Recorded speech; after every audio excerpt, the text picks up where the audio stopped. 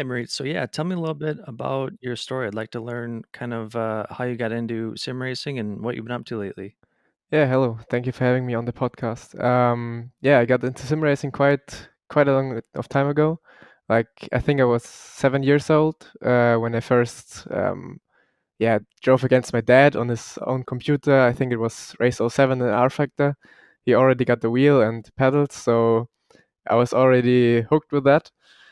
And yeah, so as I said, 7 years old, we did some hot laps against each other, and then I got a PC somewhere at Christmas a few years later. Yeah, and from that on, I drove on my own because my dad didn't have had that much time anymore. And yeah, then I searched for some communities, and from that on, I drove on my own a bit, not competitively, but for fun. And yeah, a few years later, when all the competitions started, like when the esports grew, I started to notice that I have pace and I can compete against the very best guys. Okay, cool. So then right now you're working with, is it like mainly with Williams Esports or are you kind of able to be in whatever team you want, or is it like pretty locked down with them? No, no, it's locked down with them. I'm under contract with Williams Esports, and yeah, there's nothing else. Okay. So then do they will they like pay for you to go to different tournaments or like how's that all work? Yeah, so when we are going to tournaments, like for example, next weekend the Sim Racing Expo, we get the trip paid from them. Yeah. Okay. Awesome. So then I've been curious, like, how close do you think, like, I guess, like, series or like the industry, how close do you think we are to having like a full paid drive where people can try to pursue it as like a full-time career? I don't think we are that far away from it because you can already see some guys getting or doing it for a living. I think some of the Red Bull guys do it like full time. So it's only a matter of time when more teams are like recognizing it and going for the drivers to be full time working for them and yeah, preparing for races the best way they can. And they can only do it like when they are Hmm. full time. Right. Yeah, and then because then there's like there's like the F1 side of things, but then I feel like what's more popular is the GT side. Is that right? Well, it depends. Like the Formula One esports, it's quite popular.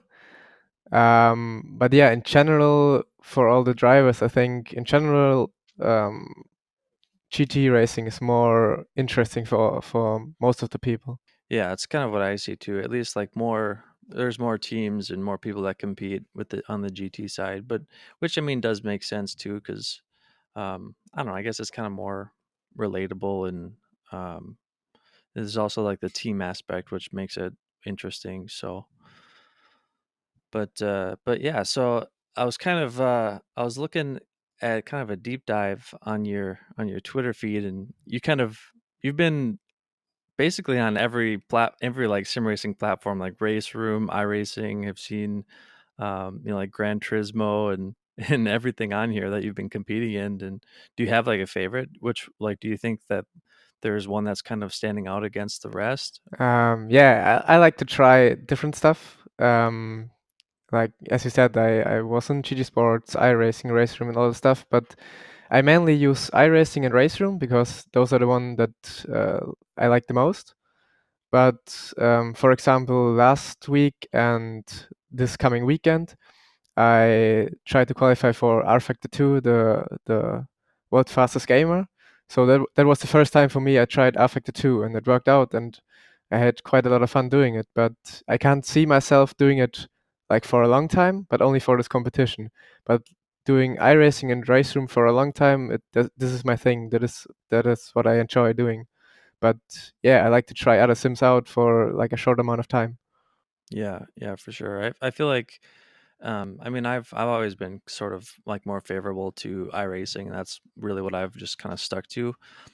Just because they really like professional broadcasts, and I guess both have good broadcasts, but more on like the endurance racing. I've really enjoyed being on that platform. Yeah, I think broadcast wise, iRacing is the top tier of Mm. all the sims. Which is funny because it seems like Gran Turismo, like the amount of advertising dollars that they put into it, like I can't imagine what I don't understand. I mean, it's Gran Turismo, but I feel like uh I feel like they're lacking on the esports end a little bit. Yeah, it looks like they put the most money in, but I don't.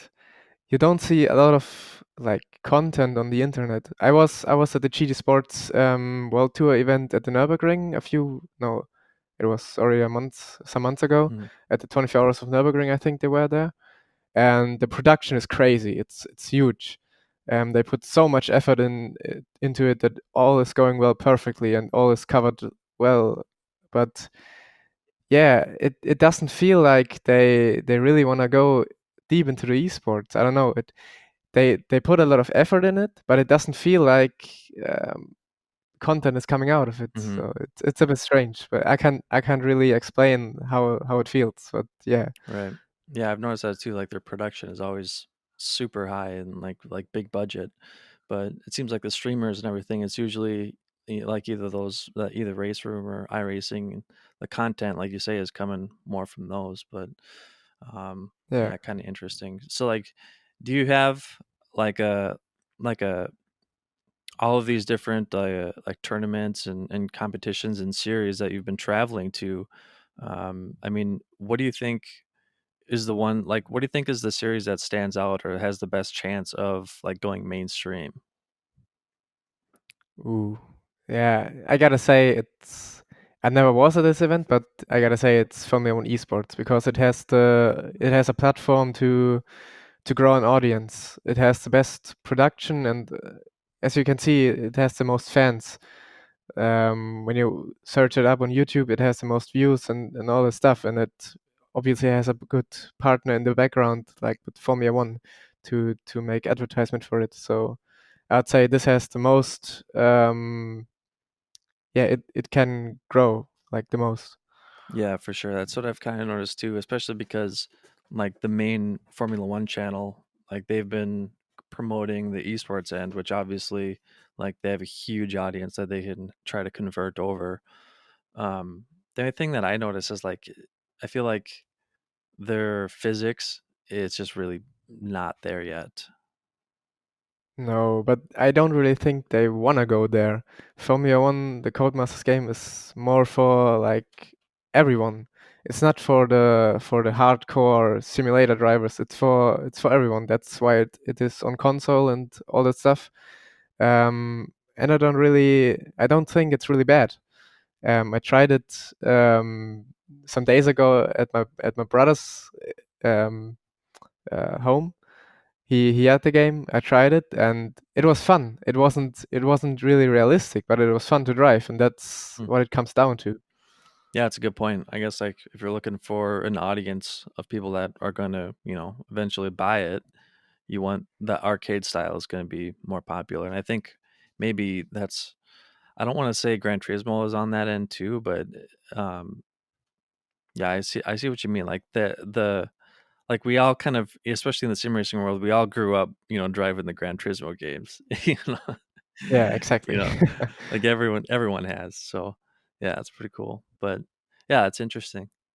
So then now that Formula One teams are starting to back and have an esports team. I mean, like you said, Red Bull and of course Williams is doing it, and you know, um, it'd be cool to see. It'd be cool to see all of the teams kind of convert over to having a pro lineup.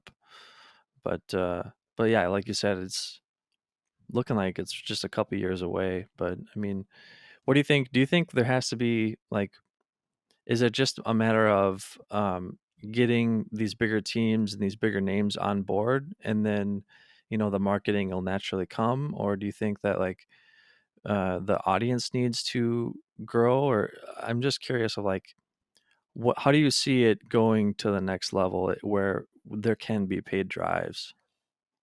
I think it's a bit both-sided. So first of all, like the big teams have to come, and if the big teams getting into the esports thing, they obviously bring fans from them with them to the esports. But it's also the other way around. So you first have to get the audience to get the attention of the big teams to come to the esports. So it's a bit both-sided. Mhm. Yeah, for sure. So then, like when you're like practicing for a race with your team, do you have how do you like structure it? So then, do you have like a dedicated person for setups? Because that's the thing. Like especially even just for me personally, like, if I want to, do like an IMSA series or like a GT3, like I'll spend 4 or 5 hours just trying to get the setup tuned in before I can even really start to try to push. And I'm not fast at all. I just do it for fun. But, yeah, how do, like, the top teams do that? Um, Yeah, we do it like that we like put up a practice server, host it, and then all join on a server drive and then see most of the time we used a previous setup that we had from a track that is similar to the one we are practicing for. Yeah, and from that on everyone drives some laps and tries to improve the setup on their own. Yeah, and basically, if someone found something, they obviously share it, and then we try again and see what can get better, and yeah, try to adjust the setup uh, till it's perfect. And that can, yeah, take 2 weeks, 1.5 weeks to 2 weeks, so quite a long of time till the setup is done. And then after that, you can start practicing properly with the right setup. And, like, you were with Core before, is that right? Yeah, right. Yeah, and so, like, how's that structured? Is there, like, an owner and then dedicated people for leadership and then the drivers? Or I'm just kinda curious, like, what like, the nitty-gritty of what the top teams and what they're doing and what it takes to be there. It was basically what it was similar. Like back at core, we also had like the some guys that took the lead of the team and managed a bunch of stuff. And at Williams, it's basically the same. Like a few drivers get the lead, so they decide a lot of stuff. But obviously, we have a manager that who organizes everything, who like um, talks with talks with sponsors and all this stuff. So we don't have to do that much like we did at core. We basically gifted work to our manager, Right. so he does it for us so that we can concentrate on driving and yeah, practicing and all that stuff. So then, what do you kinda see for the future? Because it seems like Williams, it opens up a lot of opportunities too. I saw that you're able to go to a race and kind of get, like a paddock pass and stuff, it looks like. So what kind of other opportunities do you think it'll open up? Um, yeah, that's also good. That's a good question because yeah, I can't predict the future. So, but I can guess that I know that we will can drive the Williams simulator, for example, and from that, I don't know, maybe if you do good, you have a chance or a shot for a real life drive. I don't think it will be a Formula One car, but maybe something else. I don't know. Um, I could think of that. Otherwise, yeah, maybe get the opportunity with the competition to get into real racing, or I don't know. Yeah, the future has a lot to offer, but I can't predict it. Yeah, for sure. And that's one thing that I kind of see, especially as the gap merges between like real racing and sim racing, where there could be options where if someone say they can't fund their world career, they could kind of go to sim racing and try to go pro at that, or the other way around. And I think that's going to be cool to see some of those types of things happen in the next couple of years. Yeah, but if esports continues to grow, there's also the thought of like you have a chance to go real life, but do you want to do it? Because when esports grows bigger, you maybe have more like advantages of doing esports professionally than going into the real motorsports professionally. Yeah. So maybe that's also a point to think. Well, that's the thing that I've been noticing, like especially talking to more and more like real world drivers, like the amount of funding that they have to secure, it's unbelievable. And I mean, just for like a GT3 drive, it could be a quarter million a year, and you could try to do that, and you essentially have to run. I mean, for unless you're like a rich kid, you essentially have to run a business that is either like a marketing platform or some type of private investor platform where people are investing into you, or you could try to go pro in esports where it's basically pennies. And I think that's where the value is a lot for a lot. I see for a lot too, for like the hardcore people that want to do it at home as well. They could spend, I mean, on the high end, they could spend $10,000 for a really nice rig, and people think that's insane, if they're coming from the arcade side. But compared to a real drive, it's nothing. Yeah. So And the thing is that um, in real racing, there's maybe like a very low percentage of drivers that can live off it. And in esports, you can, like, even if you're not that good, you can make some money out of it, which is more than, like, I'd say 90% of drivers that drive in real life. yeah, yeah, for sure. Like your overhead is like almost nothing compared to a quarter million a year overhead that you have to overcome, you know? Yeah, exactly. So yeah, that's pretty cool. So then, I mean, have you been able to like get into the Williams simulator or not yet?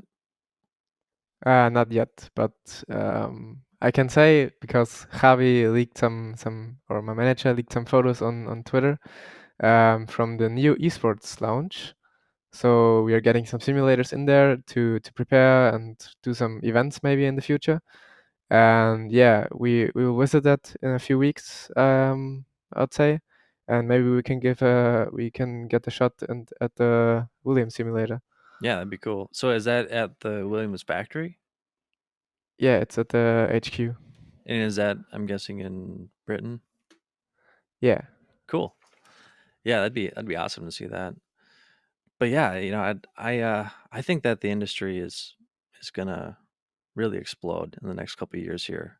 It just feels like it's really on the uptrend. So, especially now, like with the Super Cup too, there's so many different series that are adding like big money. You know, Yeah, and it's getting hard for us drivers to even choose what to run.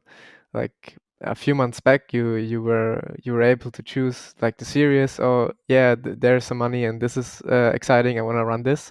But now there's so much competitions that you have like cross out some, don't do them, and like focus on the ones you have to run, you want to run.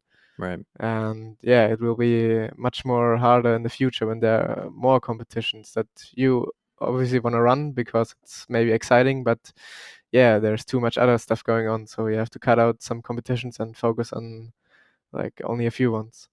So then, is the focus like on like either prize money, or is it more on like popularity, or like the level of competition?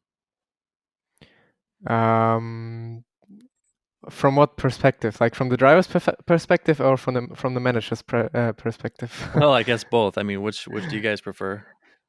Yeah, from the driver's side, it's I'd say obviously money. Like when there's a big prize pool, you obviously want to get it. But on the other hand, it is where you have the most fun. If you drive something that isn't fun for you, you won't get much further. So yeah, you have to drive something that is fun for you, and yeah, which once you compete. But from the manager side, it is what has the most audience, and also money, because when there is a big prize pool, you got the audience. So yeah. Right. So then how much are you like practicing, per day or per week? Mm, if there's not a big competition going on, it's like 1 hour a day. But if there, for example, is the Porsche Esports Super Cup, then it has to be 2 hours a day. So then does the team have like, do they have like guidelines, or like how do they kind of try to keep you, No, up to speed? there are no guidelines. It's up to the drivers how they want to prepare. Someone needs more practice, someone needs less practice, so it's up to the drivers to decide how much they want to practice. Do you think what series is like the tightest competition right now?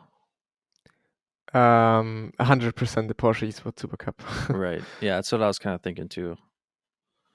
Yeah, I mean it's so close, it's so crazy. You can be up on top driving, but with a bad qualifying, you can also be P30 and driving the same pace as the leaders. But it's such a huge gap between the positions. But in the time of lap times, it's so close. So then, because they have the biggest uh, prize pool too, right? Yeah, I think so. Or one of the biggest. And then, so then, I don't know exactly. I don't know all the details of that of the Porsche Super Cup either. So, do they offer like some type of scholarship for the winners, or how are they doing it? Nothing official. Maybe they do it in the background when they see, hey, that is the winner. We invite him to our factory that he can drive a Porsche. I don't know. Hmm. But there's nothing official about that. Right. Yeah. That'll be cool to see where that goes too. But yeah, that's kind of I'm looking to kind of keep these on the shorter end versus hours long. So yeah, what do you kind of see for yourself in the future? Do you kind of have goals that you have personally, and then where can people kind of look you up and follow you? Not really goals. I wanna compete the best way I can, like grab some wins, grab some money, I don't know. Yeah, I just wanna have fun, as long as it lasts. And yeah, maybe I'm getting too old when all the big esports things comes up, but yeah, I'm 20, so quite a long of time ahead of me, so I want to have fun and enjoy how esports grows and see what's coming up. Yeah, you can follow me on Twitter, Instagram. I also have YouTube. Sometimes I stream on Twitch, but not very often. Yeah, but the most information you will get from me is on Twitter, I'd say. Great. Well, I appreciate you coming on. Yeah, thank you for having me.